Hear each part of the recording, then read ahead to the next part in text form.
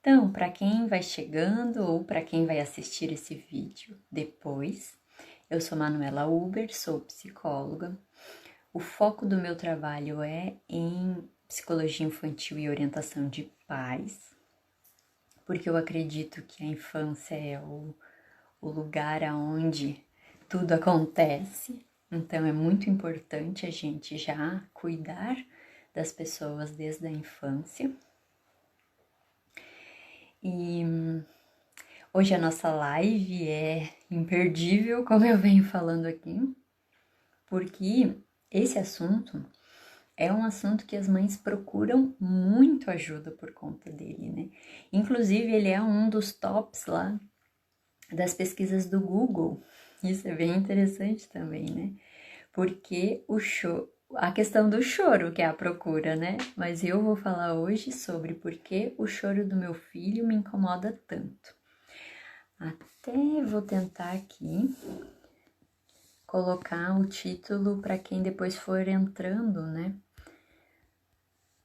Eu tentei uma outra vez e não soube fazer, né? Mas vamos ver se hoje eu consigo. Porque o choro do meu filho.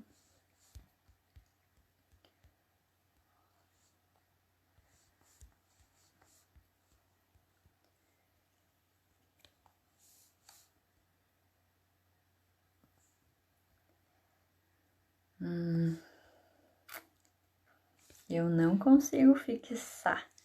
Alguém sabe aí? Paty, sabe como fixa o comentário?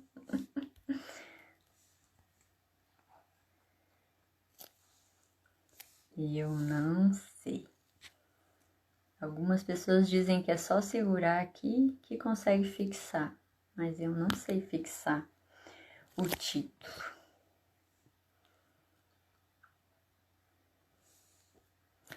Bom, vamos deixar assim então.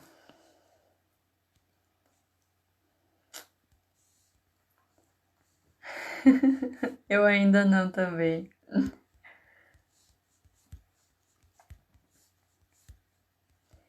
Eu já tentei às vezes o jeito que me foi falado, mas no meu aqui não dá certo.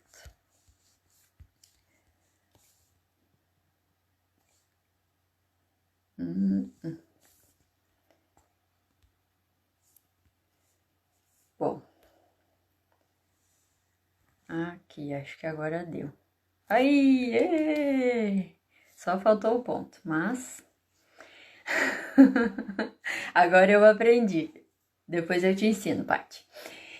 Então, gente, né? Esse é a questão do choro, como eu estava falando. Ele é uma procura muito grande por parte das mães, principalmente de crianças pequenas, mas eu já atendi mães mesmo de 10 anos, né? Que falam muito isso. O meu filho chora demais, o meu filho chora para tudo. A gente até pode pensar que com a questão que nós estamos vivendo hoje em dia, né? Isso tá piorado. Mas isso é essa procura desde que eu me formei, desde que eu estava nos estágios da faculdade, é uma procura, uma demanda muito grande por parte das mães relacionadas ao choro. E eu organizei em 3 pontos, que é muito importante para a gente pensar sobre isso, né? O primeiro deles é que o choro, ele serve mesmo para nos incomodar. E essa é a função do choro, né? E é o mecanismo primordial que nós temos, né? A primeira coisa que o bebê faz quando nasce, chora. Chora de muitas coisas, né? Existem estudos explicando o porquê daquele choro, mas necessariamente nós sabemos que é algo que ele sabe fazer e que ele faz, né? Não se sabe se ele sente dor, o que está acontecendo. Mas o bebê nasce e chora, né? E o porquê que o choro serve para nos incomodar? Por que eu disse isso? Porque o choro é o comunicado da criança de que algo não está bem, algo está incomodando ele, né? Algo não está acontecendo. Então, ele causa uma reação em quem ouve de incômodo mesmo, Porque quem tá ouvindo o choro do bebê tem que fazer alguma coisa, tem que agir. E quando o nosso corpo é chamado a agir, ele causa uma irritação, uma atividade, né? Uma hiperatividade, assim, eu preciso fazer algo. E eu percebo muito essa irritação aumentada nas mães porque elas acreditam que elas têm que saber o que fazer, né? Quem aí já foi mãe ou conhece mães recentes, né? Que elas têm certeza que elas deveriam entender o que o filho fala, o que o filho expressa, comunica, né? Ah, ele tá chorando, é de fome? É do quê? Existe inclusive, né? Ainda bem que hoje em dia menos, mas existem manuais na internet dizendo que o choro assim e o choro assado quer dizer determinadas coisas, né? Claro que quando o bebê tá com aquele choro, a gente percebe ele diferente, né? Um choro mais irritado, a gente fica, opa, tem alguma coisa errada, né? Porque não é o choro normal. Então, a gente consegue determinadas nuances, sim, porque é como a fala. Quando a gente tá feliz, a nossa voz tá de um jeito. Quando a gente tá triste, a voz é de outra maneira. E o choro é a fala do bebê. Então, ele também vai ter nuances, né? Dependendo do que ele tá sentindo. Se é mais intenso, menos intenso. Mas eu vejo que as mães, principalmente as mães de primeira viagem, elas acreditam que elas precisam saber, que elas têm que saber. E eu sempre fico olhando para essas situações e pensando, se nem o bebê sabe, como é que a gente, né, como é que as mulheres acham que elas vão saber? Se nem aquele sujeito ali, né, porque o bebê é um sujeito, e nem ele sabe o que ele tá sentindo, nem ele sabe o porquê que ele chora. Como é que eu acredito que eu vou saber? Isso parece meio demais, né? Para mim é demais, né? Por todas as coisas que eu estudo também é demais. As mulheres tomam para si que elas precisam saber tudo sobre os filhos. E isso não é uma verdade, né? As mães se sentem muito obrigadas a saber, né? De que elas têm que conhecer os seus filhos. E aí, quando o bebê tá mais chorão, quando ele tá irritado por algum motivo, essas mães que acreditam que são obrigadas a saber o que os seus filhos têm, elas também entram num estado de estresse. Então, a mãe também fica irritada, fica nervosa. A gente percebe, né? Isso tudo quando a gente fala assim, né? O olhar muda, a respiração muda. Quando nós estamos nervosos, a nossa respiração, o nosso batimento cardíaco muda. E aí o bebê percebe, porque todos nós percebemos, né? Essa é uma capacidade natural do ser humano. Se você chegar em algum lugar, ou se você estiver caminhando na rua e ver uma outra pessoa estranha, assim, num comportamento de que tem alguma coisa assustadora na rua, você também vai ficar com medo. Só de ver aquela pessoa com medo, nós ficamos com medo. E o bebê também. Então, se ele perceber, o bebê, a criança, se ele perceber que a mãe tá em pânico, que ela tá com medo, ele fica também. Porque, né, se a pessoa que me cuida tá com medo, é sinal que eu preciso ficar com medo. Isso é uma reação natural nossa, como essa da pessoa na rua. Se eu ver uma pessoa na rua, qualquer um de nós, vocês também, né, se estiverem na rua caminhando e verem uma pessoa com medo, olhando para os lados, assustada ou correndo, você não vai nem parar para pensar, você vai sair correndo também. Isso é uma reação do nosso corpo para nos defender, para não nos colocar em risco, né? Senão nós ficaríamos nos colocando em risco. E o bebê também tem isso. E além disso, né? Quando nós pegamos o bebê, ele sente o nosso coração acelerado, ele sente a respiração diferente. Então ele fica mais agitado. Por isso que mães agitadas, os filhos são agitados, chorões, né? E isso está muito ligado a essa questão de que as mães acham que tem que saber. E aí fica um peso muito grande, né? Sobre as mães. Que elas têm que saber o quê e elas têm que sanar esse choro, né? E às vezes é um choro de cólica, e as mulheres ficam desesperadas tentando sanar aquilo, né? Só que às vezes não tem muito o que fazer, né? Às vezes a gente pode fazer uma massagem, né? A gente vai aprendendo junto com o bebê o que fazer para ele relaxar, para ele ficar mais tranquilo. Mas isso é um aprendizado e isso serve para qualquer idade, né? Eu tava falando aqui sobre ver uma pessoa na rua, mas se eu chegar na casa da minha mãe e ela estiver assim, agitada, nervosa, preocupada, eu vou ficar também. Então, essa reação é automática, né? Se o outro tá assim, opa, tem alguma coisa acontecendo, né? A gente tem que ficar em alerta. E isso é importante, né? Não é algo que tem que ser tirado das pessoas, não. Isso é importante para nos manter a salvos. Só que se costuma dizer que as crianças são excelentes observadoras, mas péssimas intérpretes, essa palavra não vai sair, decifradoras, né? Elas não são boas em decifrar, em compreender, porque elas são muito pequenas. Então, eu adulto olho às vezes, né, ao redor, mas não tá acontecendo nada, então eu posso ficar tranquilo. Mas o bebê não tem essa capacidade, as crianças não têm essa capacidade de olhar e pensar, não tá acontecendo nada, então eu vou ficar tranquilo. Elas só ficam em alerta. Se tem um motivo para ficar em alerta, se a minha mãe está em alerta, eu vou ficar em alerta também. Então, esse é um primeiro ponto. Que o choro serve mesmo para nos incomodar, mas que o principal desse incômodo é essa noção que as mães têm de que elas precisam sanar o choro.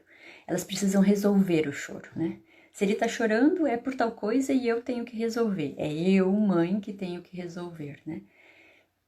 Esse é o primeiro ponto que eu gostaria de falar. O segundo ponto, que eu acho que é muito importante, bom, os 3 pontos eu acho muito importante, mas que é algo muito necessário de fazermos para tudo na nossa vida, é que nós enxergamos o choro como uma fraqueza, né? Desde pequenos, nós ouvimos que chorar é bobagem, que não precisa chorar. Às vezes não ouvimos como fraqueza, né? Às vezes isso é mais dito para os homens, né? Chorar é coisa de mulherzinha, mas para as mulheres também, né? Não precisa chorar por causa disso. Essa é uma frase muito falada e às vezes repetida. Como nós aprendemos, nós acabamos por repetir. Acabamos por dizer isso para os nossos filhos. E ensinamos eles assim, que vão ensinar para os filhos deles, né? É um ensinamento a longo prazo. E até eu também aprendi assim, né? E decidi aqui até que compartilhar uma questão com vocês que eu acho que exemplifica muito bem isso, né? Ajuda a entender o tamanho que isso tem, né? De nós aprendermos que o choro é uma fraqueza. No final do ano passado, o meu avô faleceu, né? E a minha avó estava muito triste, né? É o homem que ela viveu a vida toda junto, mais de 60 anos. Então ela estava muito triste. E ela já estava, né? Já tinha passado um mês quando eu fui ver ela, então ela já estava envergonhada de ficar chorando. Ela mesma disse isso, né? Ela disse: ai, não quero que me vejam chorando, vai lá pra sala. E eu: não, vó, eu vim aqui para ficar contigo, né? E aí as outras pessoas, na tentativa de consolar ela, as pessoas não fazem por maldade. Os nossos pais não fizeram por maldade, de dizer que era fraqueza, né? Na tentativa de consolar ela, diziam: ah, mas ele descansou, ele estava muito doente, né? E aí, dentro da religião da minha família, ele tá melhor agora. Várias religiões acreditam nisso, né? Que quando a gente morre, a gente tá melhor. Então, aí ela dizia: eu sei disso. Aí eu: sim, vó, mas dói, né? E essa é a questão do chorar. O chorar é a expressão de que tá doendo. Só que nós não conseguimos. a gente não consegue suportar essa expressão, porque ela nos lembra que nós também queríamos, né? As pessoas que estavam dizendo para minha avó estavam se fazendo de fortes, né? Por não chorarem, mas não estavam sendo fortes, coisa nenhuma, né? Porque se acredita que, se eu chorar, o outro vai chorar e aí ninguém vai melhorar. E na verdade, né, só que agora, né, porque muitos anos atrás, sem a psicologia, eu pensaria também, né, não chora, não fica assim, daqui uns dias você melhora, né, sei lá, as coisas que a gente diz para uma pessoa quando ela tá triste. Mas hoje, depois de muito estudar também as emoções, eu comecei a entender que não, que existem reações nossas que são necessárias e que são preciosas, muito preciosas. O chorar é precioso para nós. Nós precisamos chorar. E aí nessa situação foi o que eu disse para ela, né? Para ela chorar. Porque ela precisava chorar. Chorar, chorar, chorar até parar. E olha quantas vezes é o que os filhos também precisam ouvir. Que ele precisa chorar. Quando uma criança está frustrada, quando ela está irritada, que ela não está entendendo o porquê que não pode fazer algo, o que ele precisa é chorar. Ele vai chorar até aliviar aquela tensão, porque o choro serve para isso. O choro serve para aliviar algo, né? Como na questão da minha avó, ela precisava chorar porque ela estava sentindo uma dor muito forte, que era de perder o marido, né? O meu avô tinha falecido. Então ela precisava chorar até aliviar aquela dor, até aquela dor estar um pouco melhor de lidar. Que hoje, né, se consegue olhar para ela, para aquela dor e não chorar, mas a dor continua lá. Ou quantas vezes, né, as crianças caem, se machucam e a gente diz, não precisa chorar por causa disso, não foi nada. Como não foi nada? Ele se machucou. E a reação que nós temos ao se machucar é chorar. E às vezes a gente vê os adultos, né? Eu também, né? A gente se bate, se machucou. Mas a gente xinga, a gente briga, a gente fica brabo. Será que essa reação é melhor do que chorar? Será que a gente preferiria que o nosso filho ficasse brabo, xingando, em vez de chorar? Porque ele tá machucado? A reação adaptativa à dor, ao sofrimento, à frustração, é o choro. É mais adaptativo do que brigar, xingar, colocar a culpa nos outros. Isso não é adaptativo. O choro é uma reação adaptativa. E nós vemos o choro como uma fraqueza. Só que eu percebo muito que é porque se o outro tá chorando, eu me sinto ruim, eu me sinto mal. Como eu falei no primeiro ponto, né? Eu acredito que eu tenho que sanar aquele choro, né? Ou hoje em dia tá muito ligado à depressão. As pessoas acreditam que, por exemplo, né? No caso que eu dei o exemplo da minha avó. Se a avó ficar chorando por muito tempo, ela vai entrar em depressão.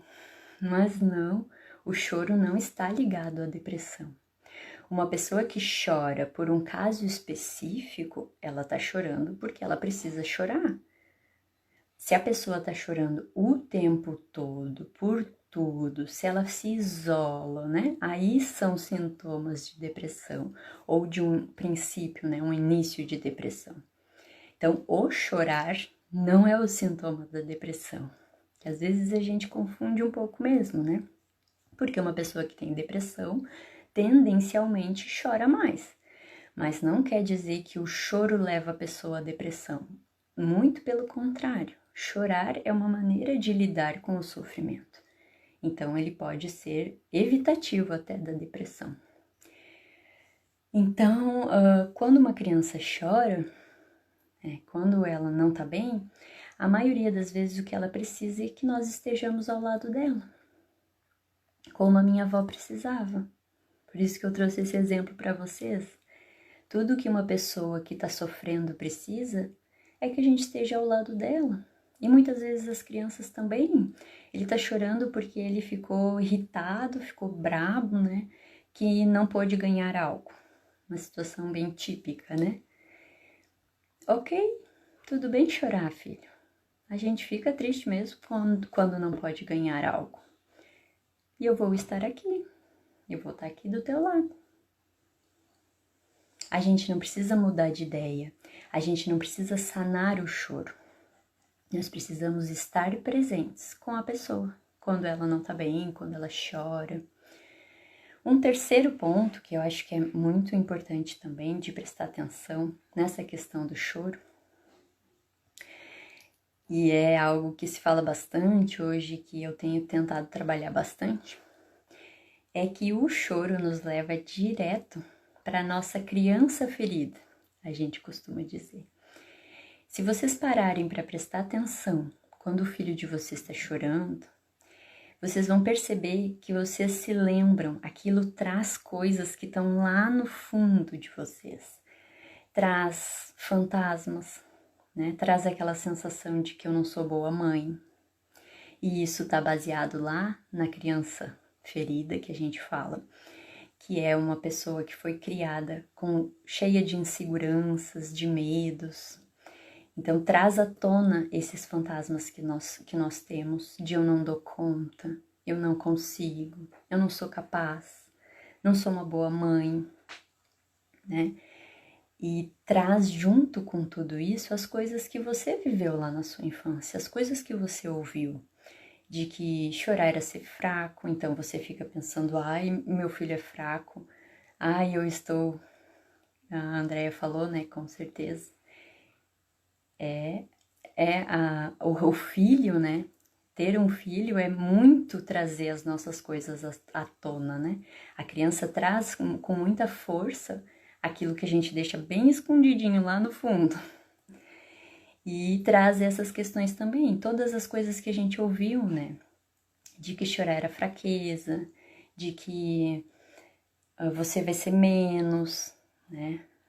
Os outros não fazem isso, você faz. E aí você olha para o seu filho e pensa tudo isso. É a primeira coisa que vem na sua cabeça quando ele tá chorando. Aí eu tô criando um filho fraco, ele não vai ser um adulto forte?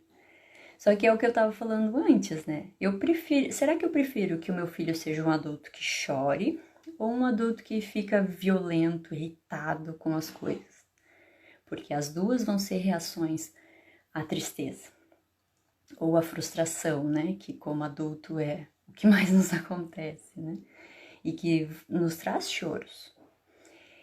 E aí é muito importante também, porque a gente não pode confundir. A gente tem que conseguir olhar para os nossos filhos, perceber o que tá, né, o que tá trazendo, mas o que é meu.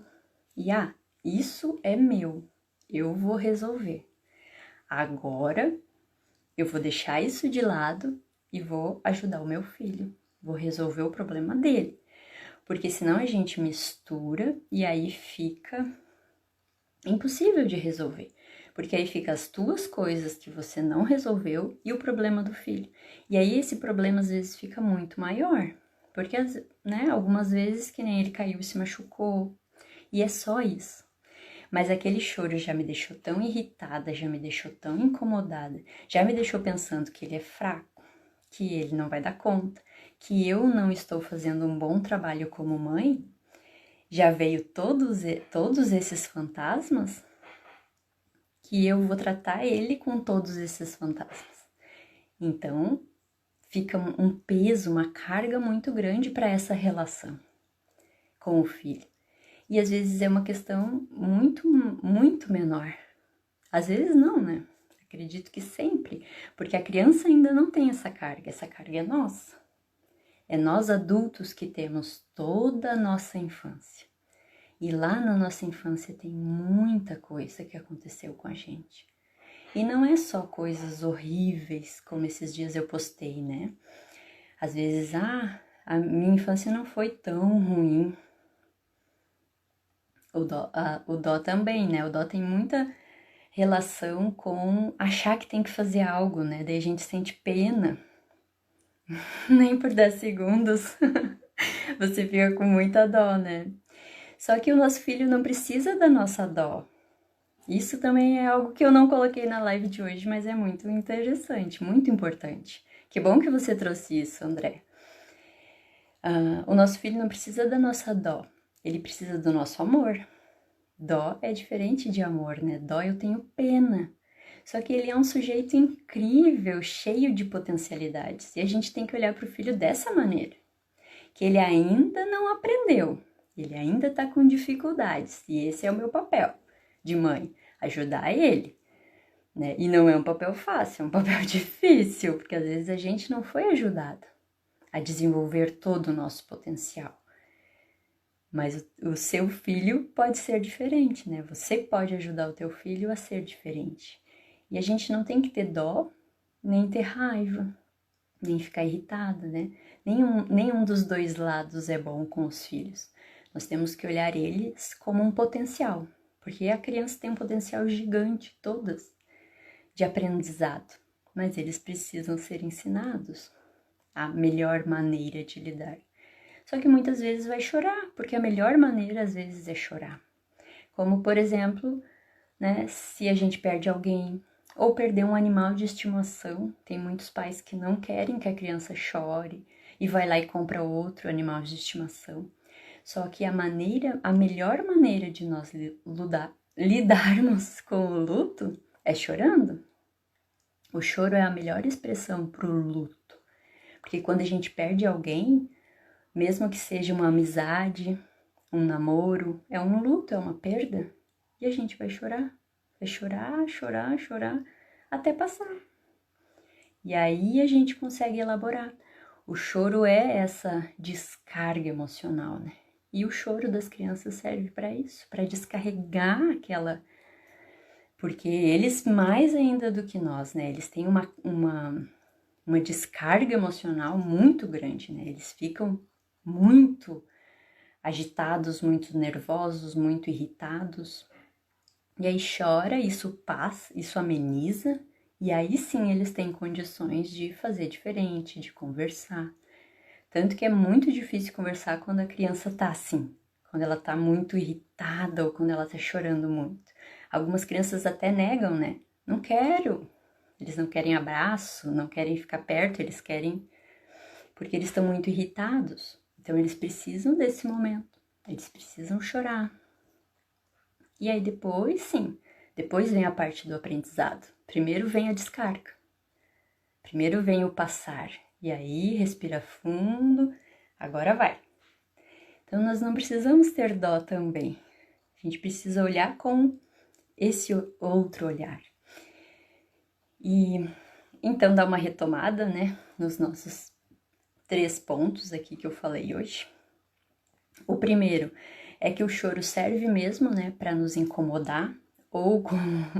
Isso também é a parte do incômodo que eu quis dizer, mais de desacomodar, né? O choro serve para isso, para que eu faça algo, eu preciso fazer algo pelo meu filho. E muitas vezes a gente acredita que tem que saber o que fazer, porque, né, é meu, a gente toma eles como posse, então eu sei tudo o que ele precisa. Não é verdade. Ele vai ir descobrindo o que precisa e a gente, como mãe, vai ir descobrindo o que o nosso filho precisa. O segundo ponto é essa questão que a gente vê o choro como fraqueza, né? E aí é difícil de permitir que o outro chore. Aí, muito atrelado a esse primeiro ponto, né, de que a gente acha que tem que resolver. Então ele nos dá essa sensação ruim, né? De que, poxa, tá chorando, né? Eu tenho que fazer algo. E o terceiro ponto, né? É que traz muitos dos nossos fantasmas, os nossos pensamentos automáticos, aquelas coisas que estão escondidas dentro de nós. O choro do outro nos traz isso, nos traz as nossas questões. E aí a gente mistura, e é importante separar, né? Tanto que das 3 dicas que eu queria trazer aqui, né? A primeira delas é uma até uma frase clássica, mas ela serve muito para a questão das mães, que não se sinta obrigada a nada. Você não é obrigada a saber o que o seu filho precisa, porque nem ele sabe. Ele vai ter que ir descobrindo o que ele precisa e você vai estar lá para auxiliá-lo. E a segunda dica muito importante é demonstre que você está presente. Muitas vezes a gente acha que tem que resolver, mas o que mais uma pessoa precisa, e o filho também, é que a mãe, né, o pai, a pessoa que cuida dele esteja ao lado dele, para o que der e vier, e que ele sinta isso. Isso já é 50% do caminho. A criança perceber que nós estamos lá, que aconteça o que acontecer, nós estamos lá. Nós somos uma presença constante. E a terceira dica, né, é permitir que a criança chore, que ela faça essa descarga emocional, e aí depois a gente entra. Depois entra o nosso papel de coordenadores disso, né? Ensinar para a criança outras maneiras, né? Que ela pode conversar, que pode respirar. Daí tem várias técnicas muito boas, né? Que eu vou ir trabalhando em outras lives, né? E aí essas são as 3 dicas. Eu queria ver se alguém gostaria de fazer alguma pergunta aqui, ou algum comentário, né? Algum outro comentário, que a Andréia já fez alguns muito bons. Adorei a participação. Ou, né, compartilhar alguma questão também, alguma dúvida, né? Algum ponto que queira que eu fale de novo. A gente ainda pode... Obrigada! Eu que agradeço. A gente pode retomar alguma questão se vocês quiserem. Ou, né, a live vai ficar salva ali no IGTV, né? Dá para olhar depois de novo e fazer pergunta embaixo, também eu respondo, né? Ou se quiser me fazer pergunta no direct também, fiquem bem à vontade. Eu vou respondendo conforme eu vou lendo. Então, por hoje, acho que é isso. Eu agradeço a presença de todos e espero que essa live tenha ajudado vocês. Até a próxima!